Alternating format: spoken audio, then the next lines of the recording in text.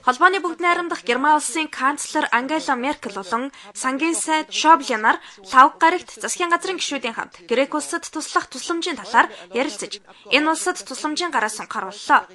Schäuble Европын төв банк, Европын холбооны улс болон олон улсын валютын сангаас Грек улсад үзүүлэх тусламжийн үр дүнгийн талаар засгийн газрын гишүүдтэй танилцуулсан байна. Холбооны бүгд найрамдах Герман улс Грек улсыг эдийн засгийг сэргээж, өр зээлээ эргүүлэн төлөхийн тулд энэ улсад дахин зээл тусламж олох нь зүйтэй гэж үзэж байгаа юм байна. Герман болон Европын бусад орнууд Грек улсад туслах тусламжийн зээлийн хөрөнгөө 100 тэрбум евро гэж тооцоолж байна. Тиймээс Меркель болон Schäuble нар бусад орнуудын парламентын гишүүдийг үүнтэй санал нэгдэхийг уриаллаа. За үүнээс гадна Германы канцлер Меркель сангийн сайдынхаа хуваарай мөнгө зээлдэгч нарт зээл тусламжид гараа сунхыг уриалсан уриалгыг дэмжсэн юм.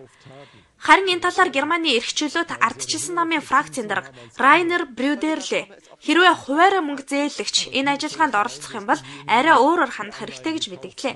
Хэрвээ хуваарай ямар нэг үл хөдлөх хөрөнгө худалдан авах юм уу худалдаалах бол хүүний асуудлын талаар ярилцах хэрэгтэй. Өндөр хүүтэй байх юм бол үйлчлүүлэгчдийн хувьд эрсдэл тэр чигээрээ байна гэсэн үг.